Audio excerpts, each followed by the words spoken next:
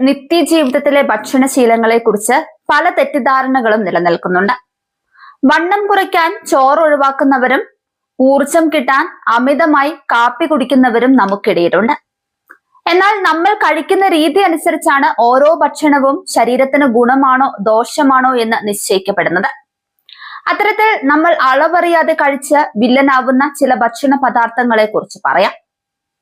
നന്നായി പഴുത്ത പഴത്തേക്കാൾ അല്പം പച്ചപ്പുള്ള പഴമാണ് വയറിന് കൂടുതൽ നല്ലത്. ഇതിൽ അടങ്ങിയിരിക്കുന്ന റെസിസ്റ്റന്റ് സ്റ്റാർച്ച് ഒരു പ്രീബയോട്ടിക്കായി പ്രവർത്തിക്കുകയും രക്തത്തിലെ പഞ്ചസാരയുടെ അളവ് പെട്ടെന്ന് കൂട്ടാതെ ദഹനത്തിന് സഹായിക്കുന്ന നല്ല ബാക്ടീരിയകളെ പോഷിപ്പിക്കുകയും ചെയ്യും. എന്നാൽ അമിതമായി പഴുത്ത പഴം കഴിച്ചാൽ പഞ്ചസാരയുടെ അളവ് കൂടുതലാവാം. അതുപോലെ തന്നെ കാപ്പി കുടിക്കുന്നത് ഉന്മേഷം നൽകുന്നതിനൊപ്പം ദഹന പ്രക്രിയയെ സഹായിക്കുകയും വയറിലെ നല്ല ബാക്ടീരിയകളെ നിലനിർത്തുകയും ചെയ്യും. എന്നാൽ അമിതമായി കാപ്പി കുടിച്ചാൽ അത് നേരെ വിപരീതമാവുകയും ചെയ്യും. വെറും വയറ്റിൽ കാപ്പി കുടിക്കുന്നത് അസിഡിറ്റി, ഉത്കണ്ഠ, വയറിളക്കം എന്നിവയ്ക്കും കാരണമായേക്കാം.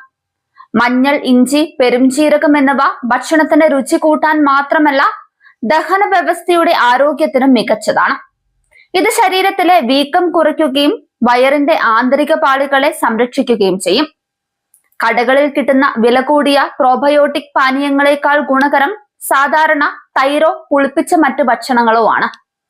കൃത്രിമ പാനീയങ്ങളിൽ അടങ്ങിയിരിക്കുന്ന പഞ്ചസാര ദോഷകരമായ ബാക്ടീരിയകളെ വളർത്താൻ കാരണമാവും. എന്നാൽ വീട്ടിലുണ്ടാക്കുന്ന തൈര് കൂടുതൽ ആരോഗ്യപ്രദമായ ബാക്ടീരിയകളെ നൽകും. വണ്ണം കൂടുമെന്ന് പേടിച്ച് ചോറ് ഉപേക്ഷിക്കുന്നവരും ശ്രദ്ധിക്കുക തന്നെ വേണം.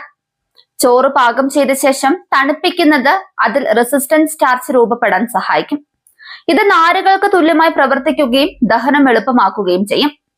തലേ ദിവസത്തെ ചോറ് അല്ലെങ്കിൽ തണുത്ത ചോറ് ദഹനത്തിന് കൂടുതൽ നല്ലതാണെന്നാണ് ഡോക്ടർമാരും പറയുന്നത്.